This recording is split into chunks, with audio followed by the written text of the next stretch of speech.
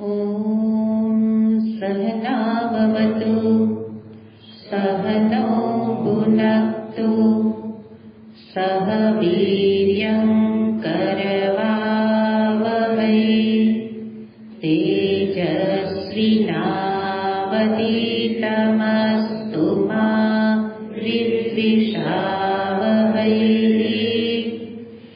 ॐ शान्ति शान्ति शान्तिः। शङ्करं शङ्कराचार्यं केशवं बादरायणं सूत्रभाष्यकृतौ वन्दे भगवन्तौ पुनः पुनः। ईश्वरो गुरुरात्मेति मूर्तिभेदविभागिने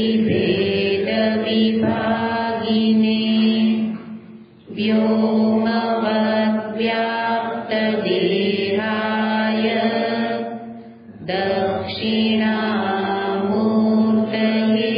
नमः। ॐ पार्थाय प्रतिबोधितां भगवता नारायणेन स्वयं व्यासेन ग्रथितां पुराणमुनिना मध्ये महाभारतम्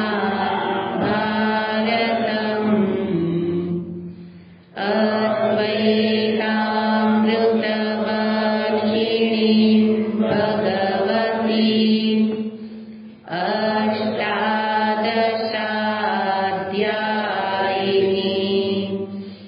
अम्ब त्वामनुसन्दधामि भगवद्गीते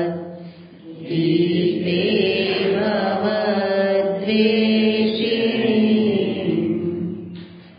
यं ब्रह्मा वरुणेन्द्ररुद्रमरुतः स्तुवन्ति दिव्यैस्तवैः वेदैः साङ्गपदक्रमोपनिषदे गायन्ति यं सामगाः।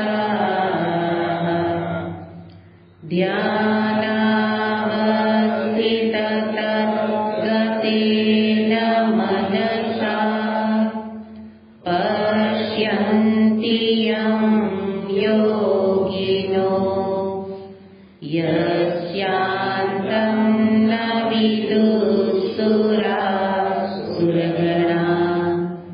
देवाय तस्मै नमः। यस्यान्तं न विदुःसुरासुरगणा देवाय तस्मै नमः।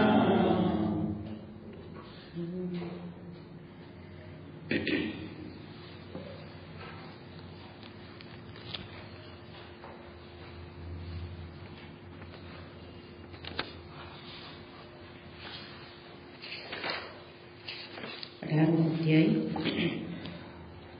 11।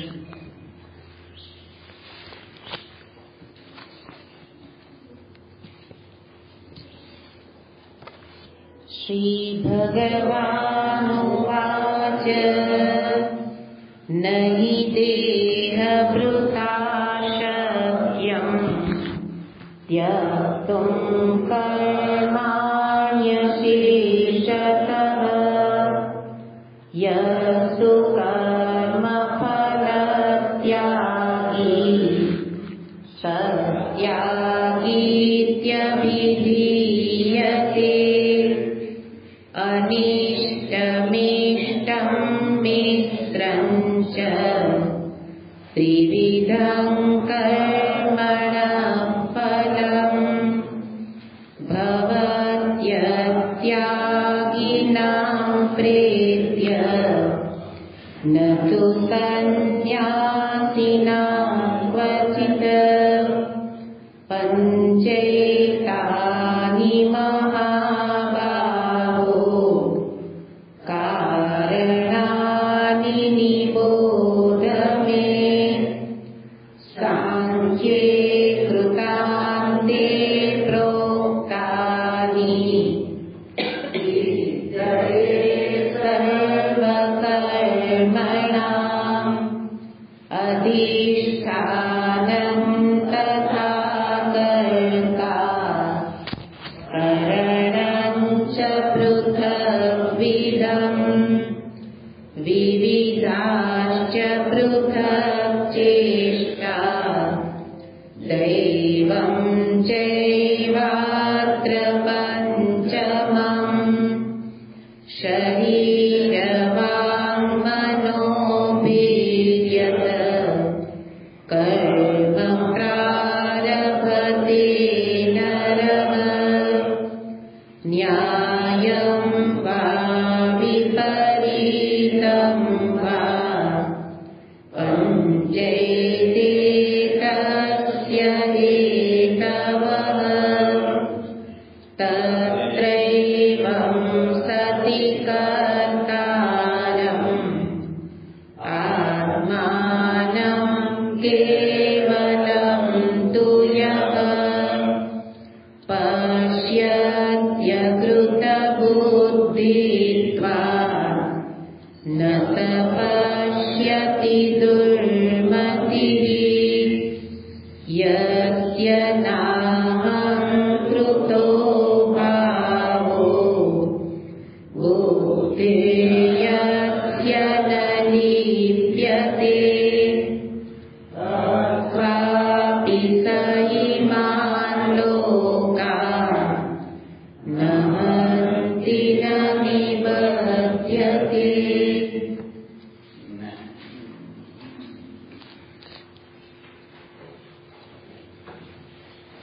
શાસ્ત્રનો પરમ સિદ્ધાંત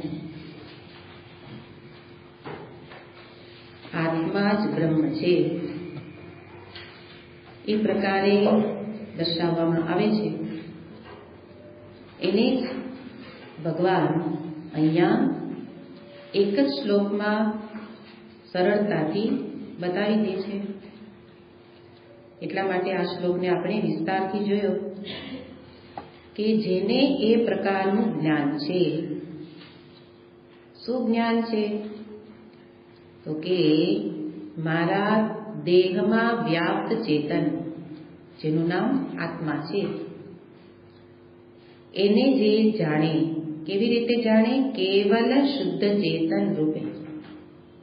અત્યારે જાણીએ છીએ પણ ચેતન વત્તા દેહ એ રીતે નહીં, પણ કેવળ શુદ્ધ ચેતન કે જે આત્મા છે એ જ સર્વવ્યાપક પરમાત્મા જેનું નામ બ્રહ્મ છે. તો દેહમાં જે વ્યાપ્ત છે આત્મા એ જ સર્વમાં વ્યાપક બ્રહ્મ તત્વ છે. એ રીતે જે જાણે, અને એટલું જ નહીં, એ આત્મા જ બ્રહ્મ છે એનો અર્થ એ બે નથી, એક જ છે.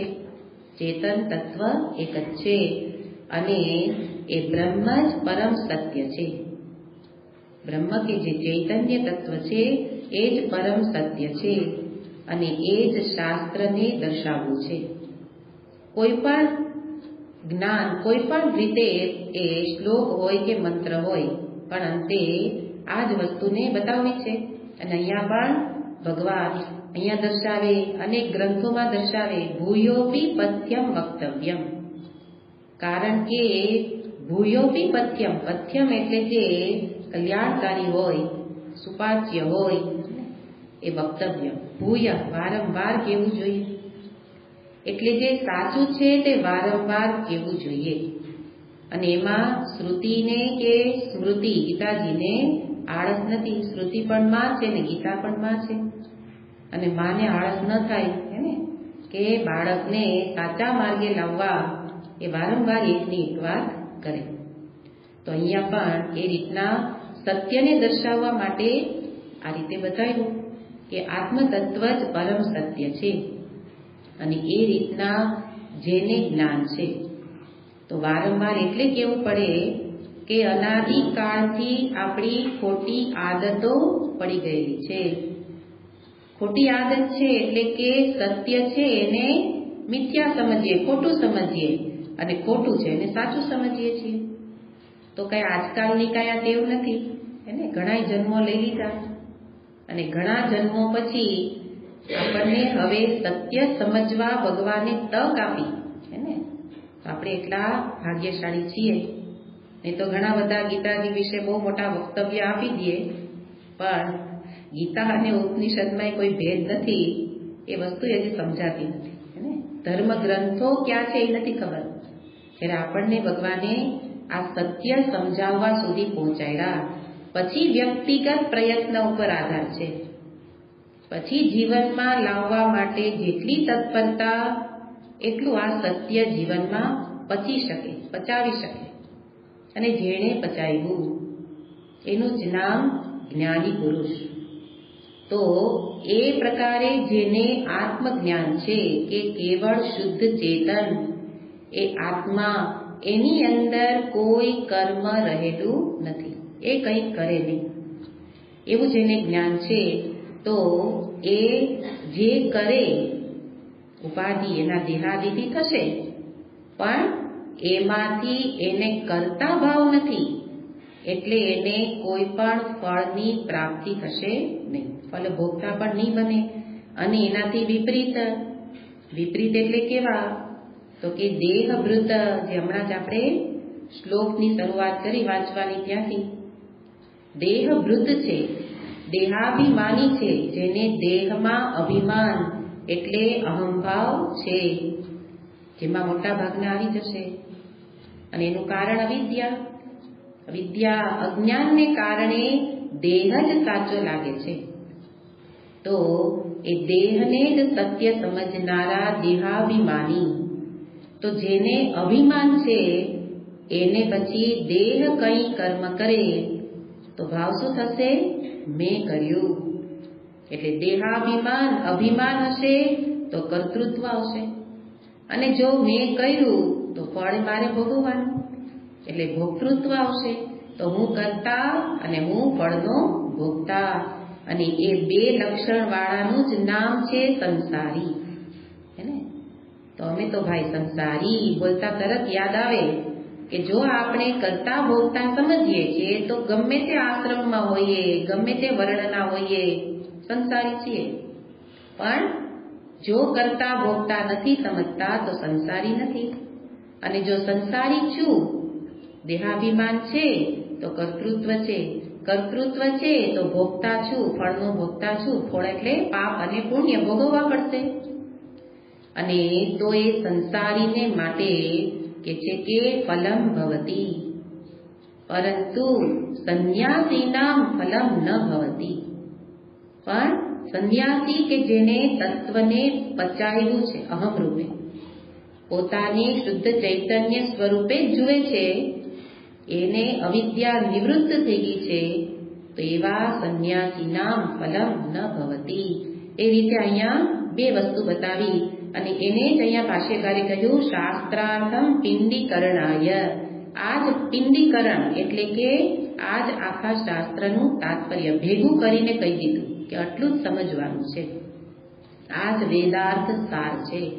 એટલે અહીંયા સમજો કે ગીતા ઉપનિષદ ગ્રંથમાં કે બીજા કોઈ પણ ગ્રંથમાં સમજવાનું અંતે આ છે.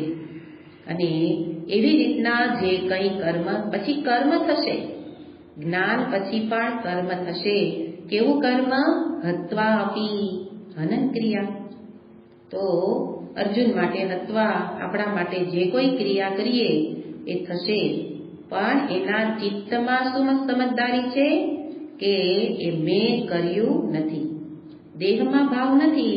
એટલે હત્વા આપી ન હંતી, એ મેં કર્યું નથી, મેં હનન કર્યું નથી. ન હંતી, તે હનન કરતો નથી, તો પછી એના પાપનું ફળ એટલે બંધનકારી પણ નહીં બને. અને એટલે જે બીજા અધ્યાયના શ્લોકોનો જે ત્યાં પ્રશ્ન ઉઠાવ્યો હતો, એટલે આ બધું જુઓ કે બીજો અધ્યાયથી 18મો અધ્યાય ભગવાન આખા ગીતાજીના એ પ્રારંભથી લઈ ઉપસંહારમાં એક જ વાત કરે છે અને ત્યાં કહ્યું હતું વેદા વિનાશિનમ નિત્યમ ય એનમ અજમ અવ્યયમ. ત્યાં પ્રશ્ન પૂછ્યો તો કથમ સઃ પુરુષ પાર્થ કમ ઘાતયતિ હંતિકમ. જેણે વેદ અવિનાશી અજમ અવ્યયમ એવા આત્મ સ્વરૂપને જેણે જાણી લીધું તો એ કોનું હનન કરે? કમ ઘાતયતિ કમ હંતી, એને કોનાથી હણાય કે કોને હણે? તો અહીંયા એનો ઉત્તર આપ્યો કે ન હંતી. એને જુઓ કે ભગવાન પોતે જ પ્રશ્ન ઉઠાયો હતો ને પોતે જ ઉત્તર આપ્યો.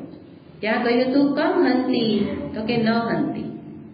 જેણે પોતાના આત્મ સ્વરૂપને અવ્યય એવા આત્મ સ્વરૂપને જાણી લીધું તો એને તો ગીતાજીમાં ત્યાંય કહ્યું હતું કે એને જળ ભીંજવી શકે નહીં, વાયુ સૂકવી શકે નહીં. હે તો એ તત્વમાં જેને અહંભાવ છે, આ હું છું, તો પછી એને કોણ મારી શકે? એટલે ત્યાં કહ્યું તું કમ હંતી, તો અહીં કહ્યું ન હંતી. અને એ રીતના આખો વેદાર્થનો સાર ભગવાને ખૂબ સુંદર રીતે બતાવ્યો કે બે વસ્તુ છે. શીતલબેન, બે વસ્તુ સમજવાની છે. અને પ્રશ્ન હતો એટલે ઉત્તરમાં આટલી જ વસ્તુ સમજવાની કે આપણા જ દેહમાં બે ભિન્ન વસ્તુ છે. એક ચૈતન્ય અને એક દેહ, ઇન્દ્રિય, મન, બુદ્ધિ એટલે કે આખો પિંડ. તો આ એક સમૂહ છે. દેહ, ઇન્દ્રિય, મન, બુદ્ધિ એટલે શું કહેવાય? બે શરીર. એક દેખાતું શરીર અને બીજું સૂક્ષ્મ શરીર એટલે મન. તો આ બે શરીર કરતા ત્રીજી વસ્તુ છે ચેતન. આપણે ત્રણેયને ભેગા કરી દીધા અને પછી આપણે એનાથી પોતાને હું રૂપે ઓળખીએ. પણ ક્યાં બેઠા છીએ? શરીરમાં. શરીરમાં બેઠા છીએ એટલે આપણે શરીર તો પછી બહારનું જ બતાવે ને, પણ હવે અંતરદ્રષ્ટિ કરે તો એ ચેતન ઉપર જ્યારે દ્રષ્ટિ રાખશો તો તમને સમજાશે કે ચૈતન્ય તત્વ માત્ર એને જ જુઓ. જેમ કે આપણે બહાર ઘણા પદાર્થોમાંથી એક દ્રષ્ટાંત, સ્કૂલ છે તો સ્કૂલનું દ્રષ્ટાંત આપો કે ઘણા બધા બાળકો છે ને અને સ્કૂલ છૂટે, રજા પડે તો કેટલા બધા બાળકોમાં આપણે જેને લેવા ગયેલા છીએ મારું બાળક, તો એટલા બધામાં દ્રષ્ટિ કોના ઉપર હોય? પોતાના બાળક ઉપર. એનો અર્થ દેખાય છે બધું, બધા બાળકો દેખાય છે, પણ દ્રષ્ટિ માત્ર પોતાના બાળક ઉપર છે. તો એ શક્ય છે. તો બહાર આવું થઈ શકે તો આપણા દેહમાંય થઈ શકે. તો એને પણ દેહ તો દેખાતો હોય, એને જ્ઞાન પછી કાંઈ અંધ નથી થઈ જતા, દેખાય. સાચું શું ખોટું શું જગતમાં બધું દેખાય, પણ એને જુએ છતાં જોતો નથી. પશ્યન્નપી ન પશ્યતિ, ત્યાં બીજી રીતે કહ્યું હતું. પણ જેમ આપણને જોવું હોય એ આપણે જોઈએ છીએ, બીજું ન જોવું હોય તો નથી જ જોતા. એ રીતને હવે આપણે અહીંયા લઈ આવવાની છે કે દેહમાં દેહને જુઓ છતાં પણ ન જોવું અને સ્મરણમાં રાખવું કે આત્મ સ્વરૂપ અને એની અંદર કોઈ કર્મ નથી. એ પ્રકારે જે જુએ તો ભગવાને એનું નામ આપ્યું, એ છે સુમતિ. આ છે મતિનો ઉત્કૃષ્ટ ઉપયોગ કર્યો, બુદ્ધિનો ઉપયોગ કર્યો, સુમતિ. અને જે માત્ર દેહાદિને જુએ તો એનું નામ આપ્યું કુમતિ. તો સુમતિ એ શું કરે છે? આત્મ વસ્તુને જુએ અને ત્યારે એમાં કોઈ કર્મને જોતા નથી. પોતાને કેવી રીતે જુએ છે? અહમ વ્યાપાર સાક્ષીભૂત, હું તો આ બધી પ્રવૃત્તિ થાય છે એને જોઉં છું એને, પણ હું એની સાથે કંઈ કરું નહીં. આ રીતે પોતાને જુએ. જ્યારે બીજો કુમતિ કેવી રીતે જુએ? અવિદ્યાને કારણે છે તો એ પણ આત્મતત્વ, એ પણ ચૈતન્ય જ છે, પણ અવિદ્યાને કારણે આરોપ કરી લીધો. દેહનો આરોપ ક્યાં કર્યો? ચેતનમાં. અને પછી એ આરોપિત, એટલે આપ જુઓ ને તો બધા આપણે આરોપિત છીએ. પેલા વારંવાર આવતું હોય ને, આરોપીને પકડ્યા, આરોપીને કેદ કરી, આરોપીને સજા કરી, પણ હવે જુઓ કે બધા આરોપી જ છીએ. બધા આરોપી જ છીએ, કારણ કે આરોપી એટલે કંઈ ખોટું કરે તો એને પછી પકડીને લઈ જાય. એમ આપણને આ દેખાતા નથી દોરડા એટલે, પણ પકડીને લઈ જ જાય આગળ આગળ, હે ને? કારણ કે આરોપી છીએ. આરોપી શું કર્યું? આરોપીએ જ્યાં જે કરવાનું નહોતું એ કરી લીધું ને. હનન કરવાનું નહોતું એની હત્યા કરી, સ્થૂળ રીતે, વર્તમાન એટલે વ્યવહાર. અને આપણે શું કર્યું? જ્યાં કરતા ભાવ કર્મ નથી ત્યાં આપણે શું આરોપ કરી લીધો? ચેતનમાં કર્મનો આરોપ કરી લીધો. અને પછી શું કહીએ? મેં કર્યું. તો આ આરોપી છે પોતાને કેવી રીતે જુએ? મંડલીસ્થ, શરીરસ્થ, શરીરમાં બેઠેલો, હે ને? અને આ શરીર સાથે પોતે આટલા બધા સાથે રહેનારો, અને પેલો એકલો કેવલ આત્મા, હે ને? એમાં જ રહેનારો. તો બેયની સ્થિતિ, બેયની બેઠક જુદી જુદી છે. એકની બેઠક ક્યાં છે? દેહમાં. અને બીજાની બેઠક આત્મ સ્વરૂપમાં. બસ બેઠક બદલી નાખો, હે ને? આ બહુ સહેલું છે ને, અઘરું નથી. અઘરું એટલે નથી કે અઘરું એટલા માટે લાગે છે કે આપણે બહાર જ જોઈએ છીએ, પણ અંદર જુઓ તો સાવ સહેલું છે. બેઠા છીએ ક્યાં એ જોવાનું છે. એટલા માટે જ સંગની અસર છે ને. કોની સાથે રોજ ઉઠો છો, બેસો છો, એનો સંગ મન ઉપર પડે. અને એટલે પરમાત્મા પાસે બેઠો ઉઠો તો એનો સંગ પડે, લોકો સાથે ઉઠો બેસો તો એનો સંગ પડે, હે ને? તો જુઓ કે સંગ જ આપણને બગાડે, સંગ જ આપણને પછી જેવો સંગ એવો રંગ. તો નિરંતર હું તો કહું 24 કલાક એકની પાસે બેસું. કોઈ છે નથી છે કાંઈ વાંધો નહીં, હું છું ને.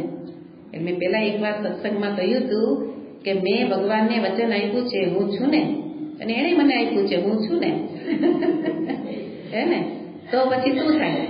તો કોઈ અસર ન થાય, બાહ્ય જગતની કોઈ અસર ન થાય. બધા છે બહુ સારું, કોઈ નથી હું છું ને. તો જુઓ કે આપણે એને હું છું ને કહીએ તો એ તો એટલો આપણી પર ઓળ ઘોળ થઈ જાય, કારણ કે એને આવું કેનારું કોઈ છે જ નહીં, હે ને? બધાને બીજા જ સાથે મજા આવે છે. આની એકની સાથે રહેવાનું કેટલાને ગમે છે, ને? તો પછી ભગવાન એ વચનોનો એમ છે ને કે વરસાદ વરસાવી છે ગીતાજીમાં, કે આવું બોલનારું હું છું ને. ખાલી બોલવાનું નહીં, કરવું પડે, હે ને? એક બાજુ આખું જગત મૂકી દેવું પડે ને એકને પકડવા પડે, ત્યારે આ સરળ ત્યારે થઈ જાય. કઠિન શું કામ છે? ઘણાને પકડા છે એટલે આ એક પકડાતો નથી. તો પોતાને શરીરસ્થ જુએ ત્યારે આ કુમતિ, અને પોતાને આત્મસ્થ જુએ તો એ સુમતિ. અને એ રીતે અહીંયા એક મહાત્માએ સરસ વાક્ય બતાવ્યું છે કે માટે શું કરો? તો કે કર્મનો ત્યાગ કરો નહીં. કર્મ તો થશે, જ્ઞાની પુરુષથી થશે, અજ્ઞાનીથી પણ થશે, પણ કે કર્મ કી કાલિક નહીં લગની चाहिए. કર્મ કી કાલિક નહીં લગની चाहिए. કર્મ કરું પણ કર્મની કાળાશ કઈ છે? મેં કર્યું. એ ચિત્તમાં લાગવું જોઈએ નહીં તો ચિત્ત કાળું થઈ જશે, એને? એટલે કર્મ થશે પણ એનો પ્રભાવ ચિત્ત ઉપર નહીં પડે. તો એ વસ્તુને અહીંયા ભગવાને બતાવવું છે. અને સત્ય પણ એ જ છે કે પરમ સત્ય એવા આત્મ સ્વરૂપમાં આ જગત રૂપી બખેડો છે જ નહીં, એને? એમાં કંઈ છે જ નહીં. આ બધું તો ઉપાધિના સ્તરે ચાલે છે. જગતમાં બધું એક ઉપાધિ બીજી ઉપાધિ સાથે બધો વ્યવહાર કરે છે, અને એની સાથે અંદર લડાઈ ઝઘડા અને શાંતિ અશાંતિ ચાલતી રહે.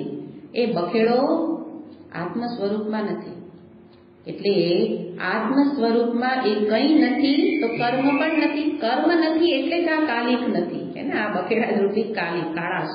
અને એ રીતના જે વસ્તુ સમજી ગયા કે પરમ સત્ય તો આ એક જ છે, તો સત્ય એને જ કહેવાય કે જેનો ક્યારેય નિષેધ કરી શકાય નહીં.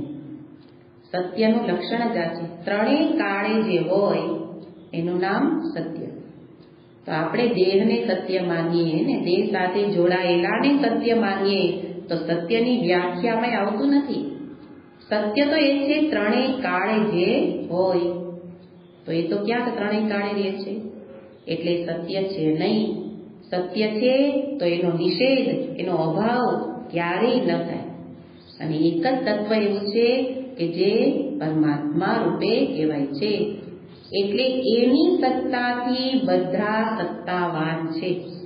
એ છે તો બધા છે, એને પણ બધા પોતાને છે રૂપે કેવા લાગ્યા, પણ એ ન સમજ્યા કે કોણ છે તો હું છું. આ છે આત્મ સ્વરૂપ છે, ચેતન છે તો હું છું. એ સત્તા છે, એની સત્તા છે, એ છે તો બધું છે, તો બધું સરસ રીતે ચાલે છે. અને એટલે એવી રીતના સત્તાને બધાય ઓળખે ને, તો એ સત્તા એટલે આત્મ સ્વરૂપ, જેને પરમાત્મા પણ કહેવાય. એની એ સ્થિતિ જેને એને ઓળખી લીધા, તો એના માટે બહાર કોઈને મારે તો પણ એ મારતો નથી. કારણ મરેલાને શું મારવાના, એને આ બાર બધાએ મરેલા જ છે. ન હંતી હત્વા અપી, મારે, પણ મારેનો અર્થ એ બધાય મરેલા જ તો છે. આ તો કાલ મરવાના જ છે એને. અને એને કોઈક નિમિત્તથી અર્જુન જેવાને નિમિત્ત બનાવ્યા અને માર્યા, તો ત્યારે મનમાં શું છે, મરવાના જ હતા માર્યા. એને એવો ભાવ ન હોય, એવી કાંઈ કઠોરતા નથી, પણ એને એ ક્રિયામાં ક્યાંય પણ તાદાત્મ્ય નથી. તો એક તો ક્રિયાનું ખાલી એક દ્રષ્ટાંત છે, પણ કોઈ પણ ક્રિયા માટે બતાવી શકાય. તો એ રીતના ત્યાં એક પ્રકરણ ચાલતું હતું કે જે અર્જુનનો પ્રશ્ન હતો. અર્જુનના પ્રશ્નને ભગવાને અહીં ઉત્તર આપી દીધો. આ શ્લોક સુધીમાં ભગવાને ઉત્તર આપી દીધો. અર્જુનનો પ્રશ્ન હતો પ્રથમ શ્લોકની અંદર કે ત્યાગસ્ય તત્વમ વેદિતુમ ઈચ્છામિ. હું ત્યાગસ્ય તત્વમ, ત્યાગનું તત્વ જાણવા ઈચ્છું છું. અને સંન્યાસમ તત્વ, સંન્યાસનું તત્વ. ત્યાગસ્ય ચ ઋષિકેશ, સંન્યાસસ્ય ત્યાગસ્ય ચ તત્વમ વેદિતુમ ઈચ્છામિ. આ અર્જુનને જાણવું હતું કે ત્યાગ એટલે ખરેખર શું અને સંન્યાસ એટલે ખરેખર શું. તો ભગવાને અહીંયા સુધીમાં બે ઉત્તર આપી દીધા.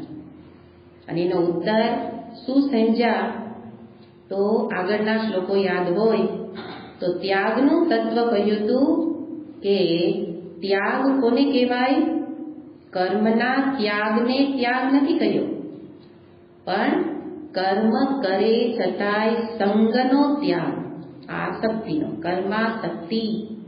અને એનાથી ફળ પ્રાપ્ત થાય તો ફલની ચિંતા, જીદ, આસક્તિ, એનો ત્યાગ. કર્માસક્તિ, ફલાસક્તિ એટલે મેં કર્યું અને હું ભોગવું, આ આસક્તિ છે. તો જે રીતે કરે તો શરૂઆત અહીંથી કરવાની છે. શરૂઆત સીધું આત્મજ્ઞાન નહીં થઈ જાય. આ પ્રથમ સ્ટેપ છે. ત્યાગ પછી સંન્યાસ થશે.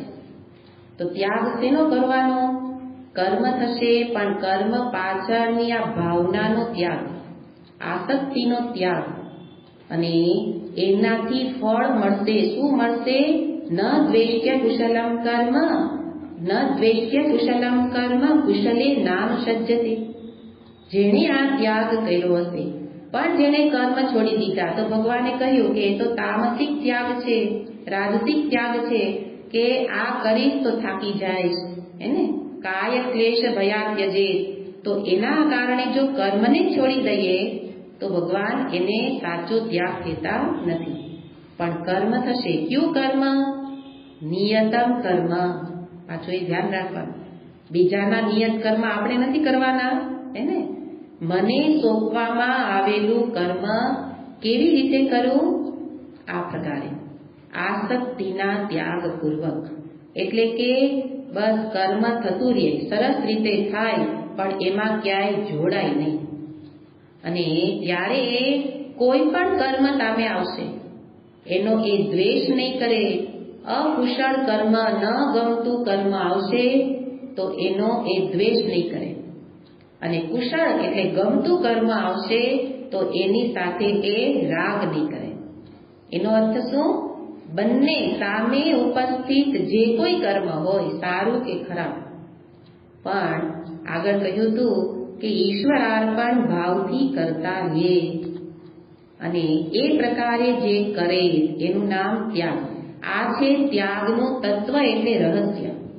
ગીતાજી રહસ્ય વિદ્યા છે, એને આગળ કહ્યું છે રાજવિદ્યા, રાજગુહ્ય. આ ગુહ્ય વિદ્યા છે અને ગુપ્ત આ રહસ્યની વિદ્યા. રહસ્ય શું છે? તો કે આ રહસ્ય કે કર્મ થશે પણ અંતરમાં શું ચાલે છે તો વ્યક્તિ જ જાણી શકે, હે. તો અંતર જેનું આ પ્રકારે છે કે એને કોઈ કર્મમાં કોઈ વિરોધ નથી, પણ કયું કર્મ? નિયતમ.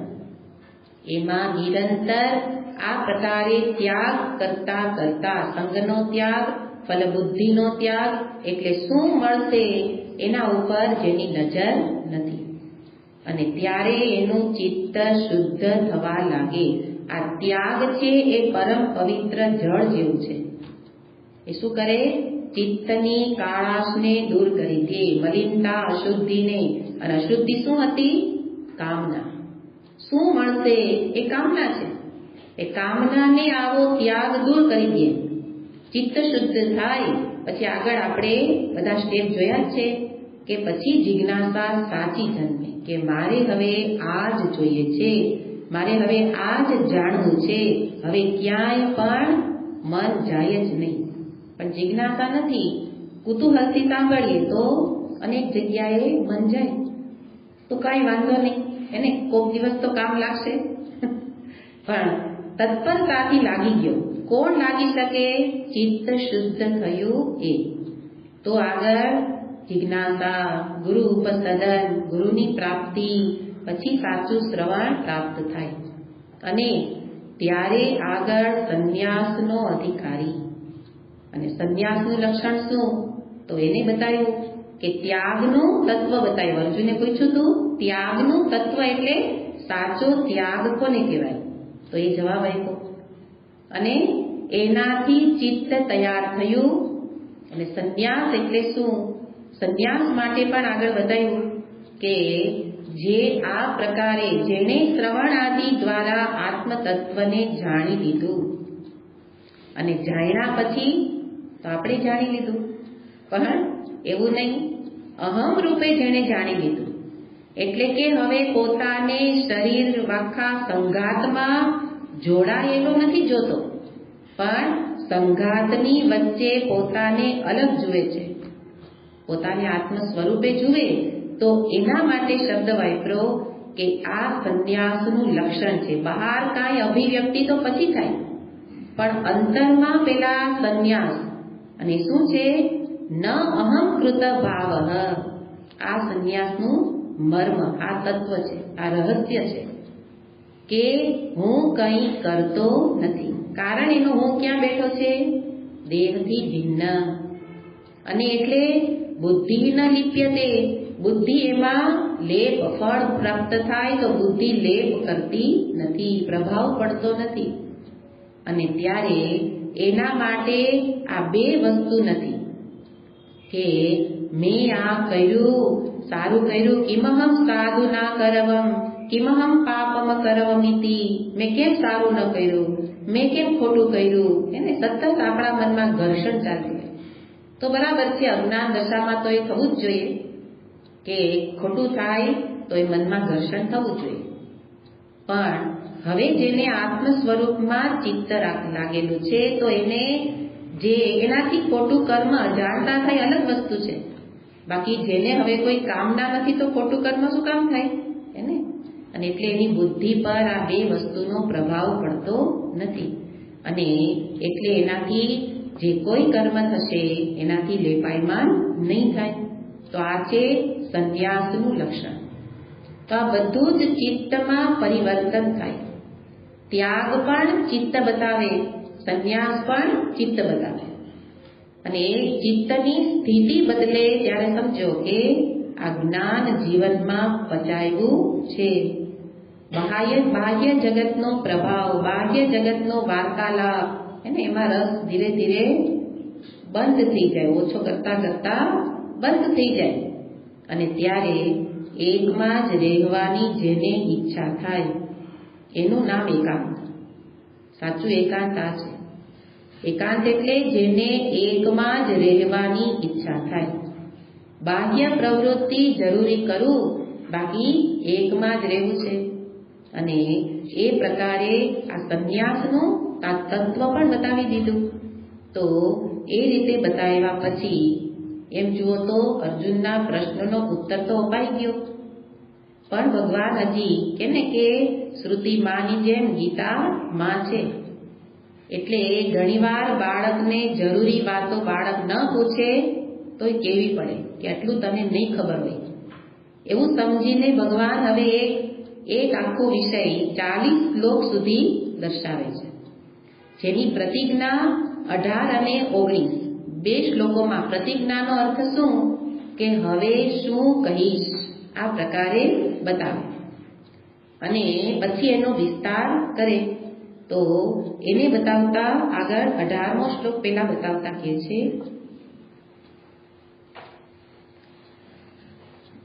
જ્ઞાનમ જ્ઞેયમ પરિજ્ઞાતા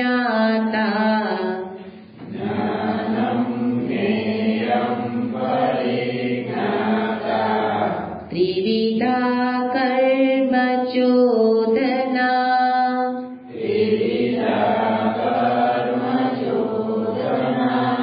કरणं કર્મ કર્તેતિ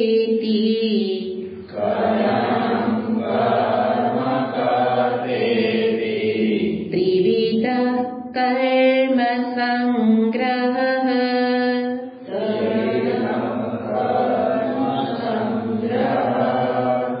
જ્ઞાનમ જ્ઞેયમ પરિજ્ઞાતા ત્રિવિધા કર્મ ચોદના કरणं કર્મ કર્તેતિ ત્રિવિધ કર્મ સંગ્રહ.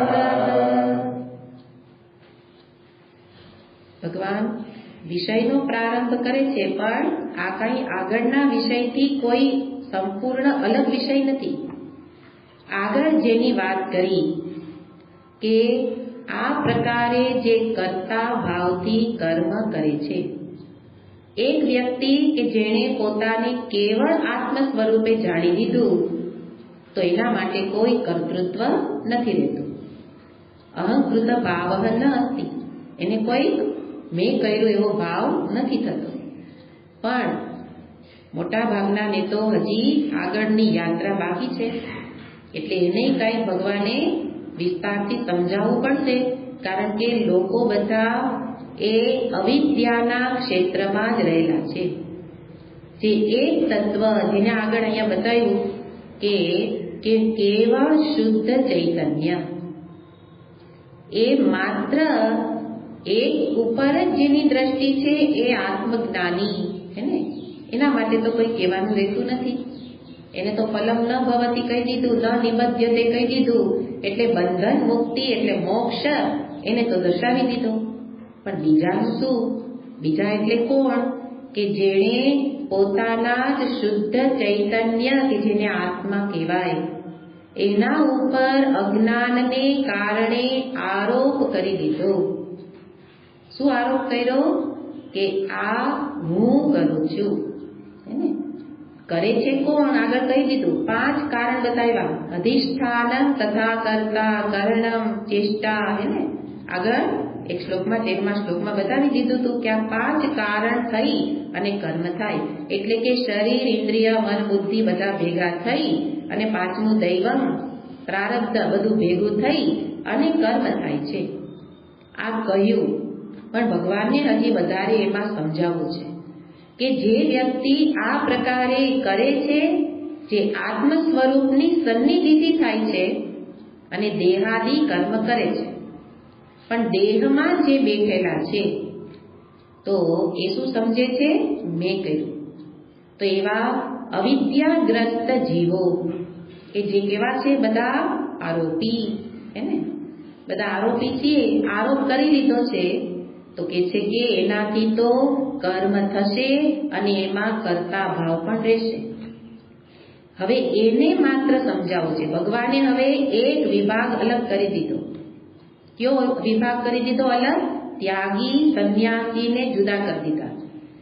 એનો વાત પૂરી કરી દીધી. અર્જુને પૂછ્યું તું ત્યાગી સંન્યાસી વિશે, તો ભગવાન કે આ સમગ્ર જગતમાં આટલા લોકોને તો એ વાત કહેવાય ગઈ. આ ત્યાગી છે, આ સંન્યાસી છે, એને આ ફળ મળશે કે ન નિબધ્યતે. પણ જે મોટો ભાગ સમાજનો એટલે કે મનુષ્ય સમગ્ર વિશ્વમાં જેટલા મનુષ્ય છે એમાં મોટો ભાગ તો કેવો છે? અવિદ્યાને કારણે હું કરું છું એ જ ભાવ છે. તો એના માટે હવે ભગવાન, કારણ કે બધા કર્મમાં જ રત છે, તો હવે એને બતાવવું છે એ કર્મ જગતનો વિસ્તાર બતાવવો છે.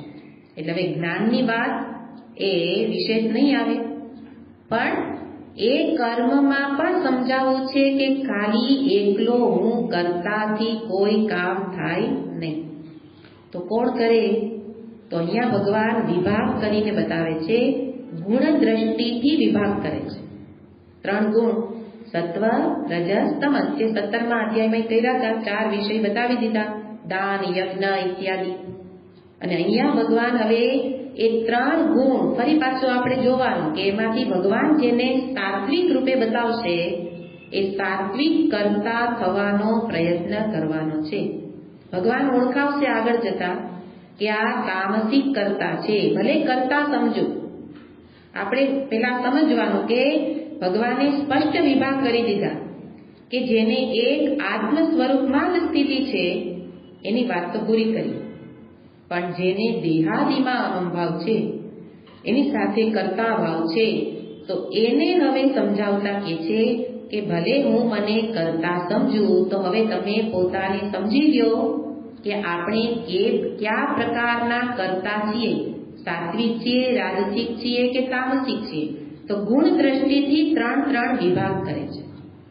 પણ એની પહેલા આ શ્લોકમાં પ્રતિજ્ઞા કરે છે કે એની પહેલા એ કહેવું છે કે કોઈ કર્મ એના જ્ઞાન વિના થાય નહીં. હે? કોઈ પણ ક્રિયા તમે કરો તો એ ક્રિયાનું પહેલા તમને જ્ઞાન હોવું જોઈએ ને, સમજણ હોવી જોઈએ. એટલે પહેલા કહે છે કે આ કર્મ માટેના પ્રેરક કોણ છે? કર્મ કરાવનાર પાછળ પ્રેરણા કોણ કરે છે? તો કે છે જ્ઞાનની પ્રેરણા છે. જે પ્રકારની સમજદારી એ પ્રકારનું કર્મ થશે. તો એને પેલા 3 વિભાગમાં બતાવે છે. જ્ઞાનમ, જ્ઞેયમ, પરિજ્ઞાતા, ત્રિવિધા. એટલે જગતમાં બધે જ આ ત્રિપુટી રહેલી છે. એકલો કરતા કંઈ ન કરે, 3 ભેગા થાય તો જ કર્મ થાય. અને ત્રિવિધા 3 કોણ છે? તો કે છે જ્ઞાન. આપણે અર્થ પછી સમજીએ. પેલા 3 ત્રિપુટીને બતાવે છે. જ્ઞાન, જ્ઞેય, પરિજ્ઞાતા. આ 3 ભેગા થશે. એ કર્મ નહીં કરે, પણ શું કરશે? કર્મ ચોદના, એટલે કે કર્મની પ્રેરક. ચોદના એટલે પ્રેરણા. કર્મની પ્રેરણા કરનારા આ 3 છે. એટલે કે પહેલા ચિત્તમાં આ પ્રકારે 3 ઊભા થાય, પછી જ ક્રિયા થાય. તો એમ પણ આપણે જો આપણી 10 ઇન્દ્રિય છે, કર્મ તો એ જ કરે છે ને, કર્મેન્દ્રિય અને જ્ઞાનેન્દ્રિય. 5 કર્મેન્દ્રિય, 5 જ્ઞાનેન્દ્રિય. તો અહીંયા આ જ્ઞાનેન્દ્રિયને બતાવે છે કે જે જ્ઞાન મેળવે, જગતનું જ્ઞાન મેળવે છે, અને પછી કર્મેન્દ્રિયને ધક્કો મારે કે હવે હાથ પગ હલાવો. તો આપણા મુખમાં રહેલી 5 ઇન્દ્રિય જ્ઞાનેન્દ્રિય છે. જોવું, સાંભળવું આ ઇત્યાદિ જ્ઞાનેન્દ્રિય છે, અને હાથ પગ ઇત્યાદિ કર્મેન્દ્રિય છે. તો કર્મ એમને એમ થાય નહીં. આપણે કહીએ કે મારે એવું કરવું નહોતું, પણ અંદર એનું જ્ઞાન હોય તો જ એવું કરીએ. એટલે કે છે કે જે કર્મ કરો છો એની પાછળ એનું જ્ઞાન, એવી સમજદારી છે. એટલે પેલા એને જાણો કે અંદર આ પ્રેરણા કરનારું કોણ છે, મને કર્મમાં જોડનારું કોણ છે. તો આ જ્ઞાન, જ્ઞેય, પરિજ્ઞાતા. અને પછી કર્મ. તો કર્મ સંગ્રહ, એટલે કર્મના અંગ, કોનાથી કર્મ થાય છે. પેલા 3 છે એનાથી કર્મ નથી થતું, એ માત્ર આપણને પ્રેરણા કરે કે આમ કરો કે, પણ એ કરે નહીં જ્ઞાનેન્દ્રિય, હે, પણ કરે કોણ? કર્મેન્દ્રિય. અને એ એકલો કરતા જેને પોતાને સમજે છે કે તું એકલો કરતા નથી, બીજા 2 સાથે જોડાયેલા છે, કરણ, કર્મ અને કર્તા. આ 3 ભેગા થશે ત્યારે કર્મ સંગ્રહ. એ 3 શું છે? સંગ્રહ, કર્મના અંગ છે. તો એમાંથી પ્રથમ બતાવે છે જ્ઞાનમ. એટલે આ બધી વસ્તુ છે ને આપણને હવે જગતમાં આવું કઈ આપણે સાંભળ્યું નથી, એને આપણે તો શું કર્યું છે? ઊંધું ગાલીને કર્મ જ કામ કર્યા, ઊંધું ગાલીને કામ જ કર્યા છે. એટલે હવે કામમાં જ બુદ્ધિ સ્થૂળ થઈ ગઈ છે.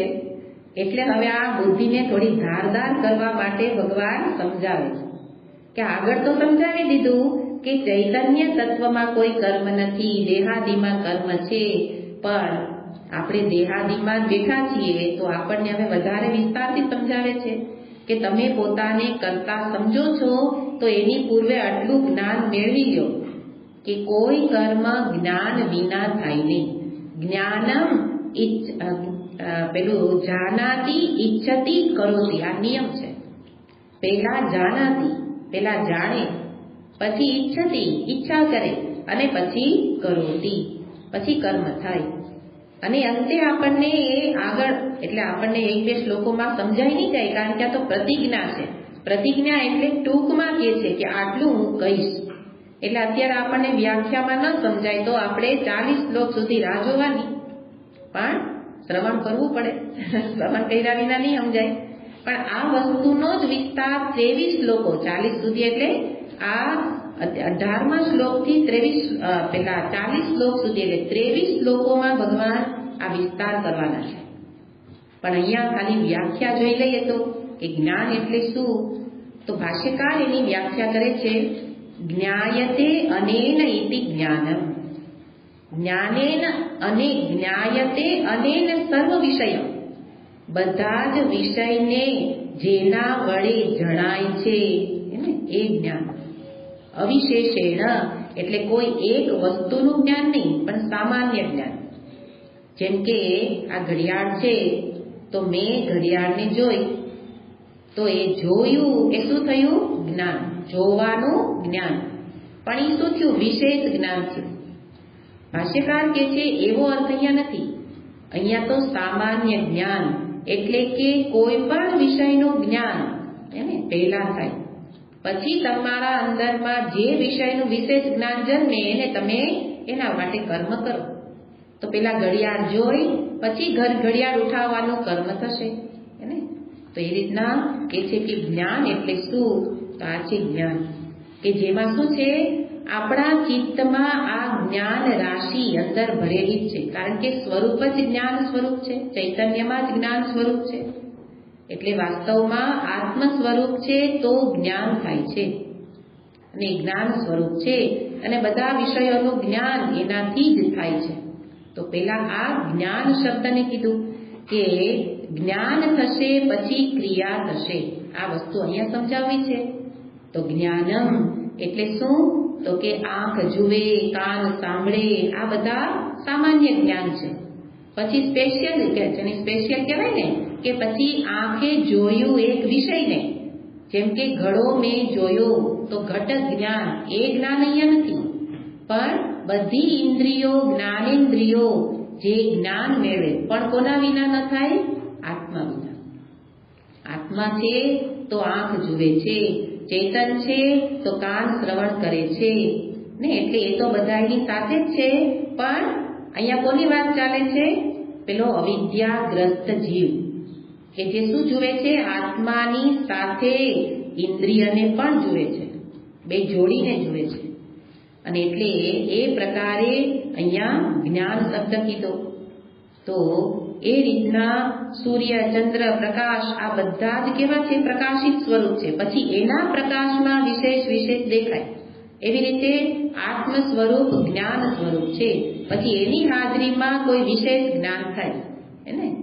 તો અહીંયા એ જ્ઞાન સ્વરૂપને માટે શબ્દ પ્રયોગ કર્યો જ્ઞાનમ. જ્ઞાયતે જેના વડે જણાય. તો પેલા જાણવું એ જરૂરી છે. પછી શું થશે તો કે છે કે જ્ઞાનમ જ્ઞેયમ. જ્ઞેય એટલે કોઈક એક વિષય, જેમ કે ઘડિયાળ કહી તો કોઈ એક વિષયનું જ્ઞાન. તો જ્ઞેયનો અર્થ અહીંયા કરે છે કે વિષય, જાણવા યોગ્ય વિષય. એ આ માત્ર અહીંયા સામાન્ય અર્થ સમજવાના છે, આગળ જતા એનો વિસ્તારથી સમજાવશે. તો કોઈ પણ જ્ઞાન હોય એની સામે એક વિષય આવે પછી એનું જ્ઞાન થાય. તો એ રીતના એ પણ વિષયનું જ્ઞાન. અને જ્ઞેય એટલે કોઈ વિષય, અને પછી ત્રીજો શબ્દ કીધો પરિજ્ઞાતા. હવે જુઓ કે ચિત્તમાં જ્ઞાન શક્તિ પણ છે અને સામે વિષય પણ છે, પણ એ બેયને જોડનારો પેલો જ્ઞાતા, જાણનારો હે, એ તો હોવો જોઈએ. એટલે એ જીવાત્મા. પરિજ્ઞાતા એટલે એ જીવાત્મા, કે જે જીવ એ શું કરે છે, પછી આ જોડી અને જુએ કે જ્ઞેય અને આ જ્ઞાન, જે જ્ઞાન અને જ્ઞેય બેયને જોડનારો પરિતઃ જ્ઞાતા. એટલે કે આ જ્ઞાન વૃત્તિ તો અંતઃકરણમાં પડી છે, એ ઉઠી, પણ એની સાથે જોડાઈને જોનારો એ કોણ? જીવ. એનું નામ પરિજ્ઞાતા.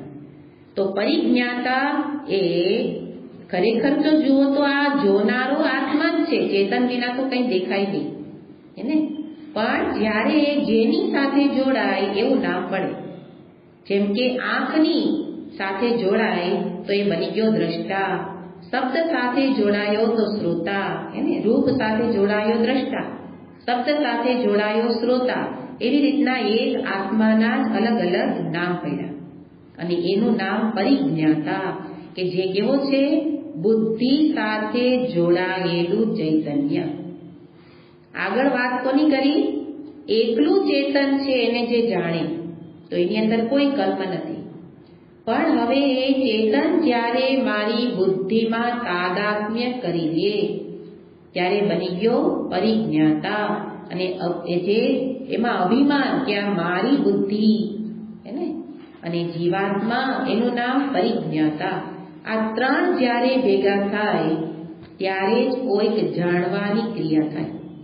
તો કે આપને શું કામ સમજાવવું પડે હે ને? આ સમજાવવાનું આગળ કહ્યું કે બુદ્ધિને થોડી સૂક્ષ્મ બનાવવી છે. બુદ્ધિ તો નહીતર આ જાણવામાં જો લાગેલી નહીં હોય તો પછી બધે ચકડોળમાં ચડેલી હશે. એ બુદ્ધિને અહીંયા રોકવી પડે એમ છે, એટલે એને આ બધી વાતો સમજાવે. ત્યારે એ સૂક્ષ્મ બુદ્ધિ અંતે કેવળ ચેતનમાં જ સ્થિર થઈ શકે. એટલે આ બધું સમજવું પડે હે ને. તો એવી રીતના જો તમે સ્કૂલમાં પણ ભણ્યા છે તો એ વિચારશીલ બને, પણ જે પેલો ભણ્યો જ નથી તો એને તો કોઈ વિચાર કરતા આવડતું નથી, એટલે શું કરે? શું ખાધું, શું પીધું, ક્યાં ગયા હતા, બસ સ્થૂળ જગતમાં એ સ્થૂળતાથી જીવે. પણ જેણે સામાન્ય વ્યવહારિક રીતે શિક્ષણ મેળવું એ પણ થોડો વિચારશીલ બન્યો, તો આ તો અતિશય વિચારશીલની, મેધાવી વ્યક્તિની જરૂર છે. આત્મ સ્વરૂપને સીધું જાણી ન શકાય, એટલે એ બનવા માટે સૂક્ષ્મ બુદ્ધિ થવું પડે. અને સૂક્ષ્મ બુદ્ધિ કરવા માટે આ બધા વાક્યોને સમજાવે કે ભલે એ કઈ પરીક્ષા આપવાની નથી હે ને, કે જ્ઞાન એટલે શું, જ્ઞેય એટલે શું, પણ એનાથી એકાગ્રતાપૂર્વક શ્રવણ કરીએ, સાંભળીએ, બુદ્ધિ થોડી વિચારશીલ બને, પછી આગળ એનું કારણ સમજી શકે. એટલે ત્રણ વસ્તુને બતાવી. અને એવી રીતના જે કોઈ આ ત્રિપુટી, આ ત્રિવિધા એ શું છે? કર્મના પ્રેરક છે. એટલે કે જાણવાની ક્રિયા પહેલા થાય પછી કોઈ કર્મ થાય. અને જાણવા માટે પણ આ ત્રણેયની જરૂર પડે. કોની જરૂર પડે? એક વિષય પણ જોઈએ, એક જાણનારો, એક જ્ઞાતા પણ જોઈએ, અને અંતરમાં એ પ્રકારની વૃત્તિ પણ ઉઠવી જોઈએ, પછી જ્ઞાન થાય. ઘણી વાર આપણે કહીએ ને કે તમને તો મેં જોયા જ નહોતા, તો કે મેં તમને જોયા ને, એનો અર્થ શું થયો? કે આપણી એના તરફ આંખ જોતી હતી પણ અંદર વૃત્તિ ન ઉઠી. કે આ વ્યક્તિ આકારની વૃત્તિ ન ઉઠી, એટલે વ્યક્તિ જોવા છતાં પણ એનું જ્ઞાન ન થયું. તો આ પ્રોસેસ આપણે વ્યવહારમાં કરીએ જ છીએ. હવે એને પરમાત્મા સાથે લઈ જવાનું છે ને. તો આવી રીતે ત્રણ હોય તો જ કોઈનું જ્ઞાન થાય. કોઈને આપણે જોયા ત્યારે ત્રણેય વસ્તુનું કામ થઈ ગયું. કોઈ વ્યક્તિ આવી તો આપણે એ સામું જોયું, એટલે વ્યક્તિ શું થાય? વિષય. વિષય એટલે જ્ઞેય. અને એ હું જોનાર કોણ છું? પરિજ્ઞાતા. અને એ વ્યક્તિ આવી, હું પણ છું, પણ જ્ઞાન ન થાય જો અંદર વૃત્તિ ન ઉઠે તો. અને વૃત્તિ શું છે? જ્ઞાન. તો એ પ્રકારે ત્રણેય ભેગા થાય પછી જ કોઈ વસ્તુનું જ્ઞાન થાય. અને એ ત્રણેય જ્યારે થાય પછી અહીંયા કહે છે કે મેં જોયું, એ વસ્તુ થાય. આપણે તો મેં જોયું, મેં ખાધું, હું ગયો તો બધું બોલીએ, પણ કેવી રીતે થાય છે એ વસ્તુ અહીંયા સમજાવે છે. અને એને બતાવે છે કે વ્યવહારમાં પણ આ જ પ્રકારે પછી ક્રિયા થાય. પેલા જોયું, પછી હવે શું થાય? એને લવ અથવા એને છોડું. એટલે ભાષ્યકારે એના પર સરસ ભાષ્યમાં વસ્તુ બતાવી છે કે જ્ઞાનાદીનામ હિ ત્રયાણામ સન્નિપાતે. આ ત્રણ જ્યારે જોડાય પછી જ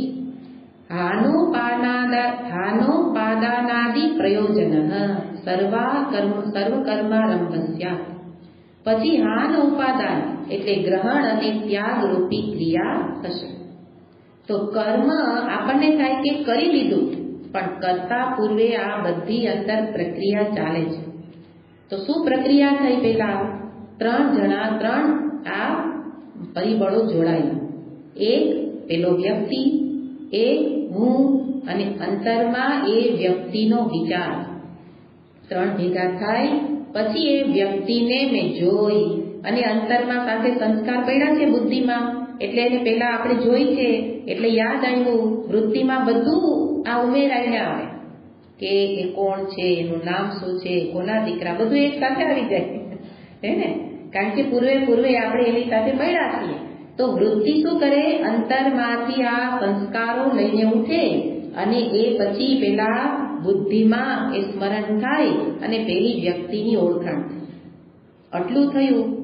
આ કર્મ પૂર્વે આટલું થયું. પછી શું થાય? તો ભાષ્યકાર કે પછી હાન ઉપાદાન ક્રિયા થશે. કર્મ પછી થશે કે પછી શું થશે?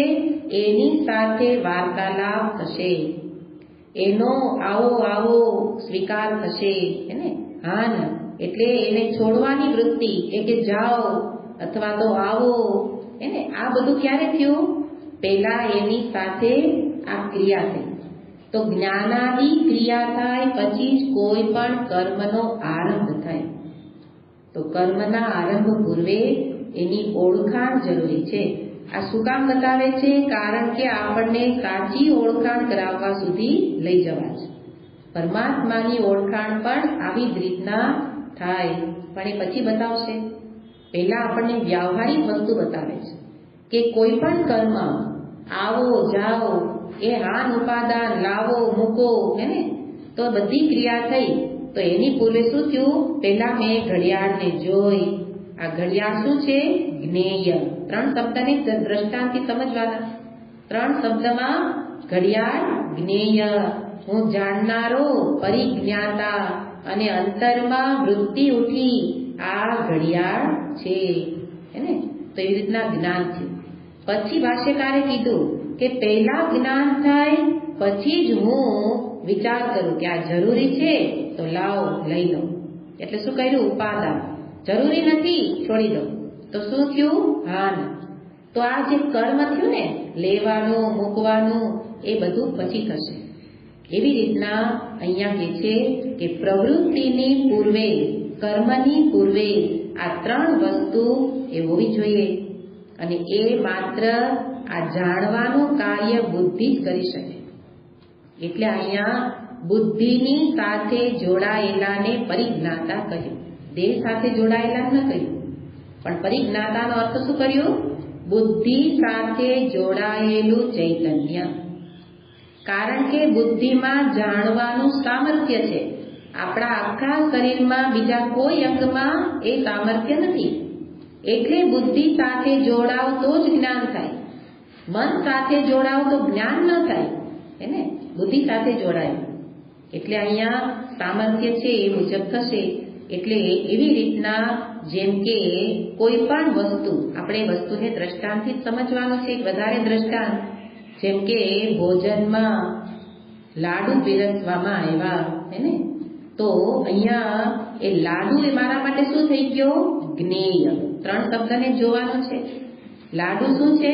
જ્ઞેય. અને હું એનો જાણનારો પરિજ્ઞાતા, લાડુને જાણનારો પરિજ્ઞાતા. અને એ વિષય શું છે? લાડુ, જ્ઞેય વિષય. અને સાથે અંતઃકરણમાંથી જ્ઞાન ઉત્પન્ન થયું. જ્ઞાન સાથે બુદ્ધિ વૃત્તિમાં સંસ્કાર પણ છે. પેલા ખાધાતા, ભાઈવાતા, એટલે હવે અંતરમાં સ્વાદ ઉભો થયો. સ્વાદનું જ્ઞાન, હજી ખાધું નથી પણ પૂર્વનું ખાધેલાનું સ્મરણ થયું. એટલે લાડુને જોયો. પછી હાન ઉપાદાન, લાડુ ઉપાડવું કે ન ઉપાડવું સંસ્કાર બતાવશે. પેલા ભાઈઓ તો ઉપાડવું, પેલા ભાઈઓ નતો તો ન ઉપાડવું, હે ને? એ બધું જુઓ કે આ બધું વ્યવહારમાં જોવા મળતું હોય. અને પછી એનો સ્પર્શ કરે, મોઢામાં મૂકે, એ કર્મ થશે. અને એવી રીતના કે છે કે પછી આ વસ્તુને આપણે થાળીમાં ને બદલે કોઈ દુકાનમાં જુઓ કે દુકાનમાં કોઈ એવી ભાવતી વસ્તુ જોઈ, હે ને? તો જ્ઞાન થયું, કર્મ નહીં થાય કારણ કે દુકાનમાં છે એટલે. થાળીમાં હોય તો કર્મ થઈ જશે ઉપાડી મોઢામાં, પણ દુકાનમાં છે તો એમાં પછી બીજું જ્ઞાન મેળવવું પડશે. ખિસ્સામાં હાથ નાખ્યા, પછી અંદર સિક્કા જોયા અને આ સ્પર્શથી જાણ્યું. સિક્કો એ શું થઈ ગયું? જ્ઞેય. હું જાણનારો પરિજ્ઞાતા. અને અંદરમાં વૃત્તિ ઉઠી કે આ સિક્કાનો એવો આકાર છે એટલે આ ભારે છે તો 10 રૂપિયાનો લાગે છે, હે ને? ચાલો 10 રૂપિયા છે પણ પૂરતા નથી તો મૂકી દીધા. એટલે હવે શું થયું? કર્મ ન થયું. શું કામ ન થયું? પેલા પરિજ્ઞાતાએ મને જ્ઞાન કરાવ્યું કે પૈસા નથી, તો એ જ્ઞાન છે ને?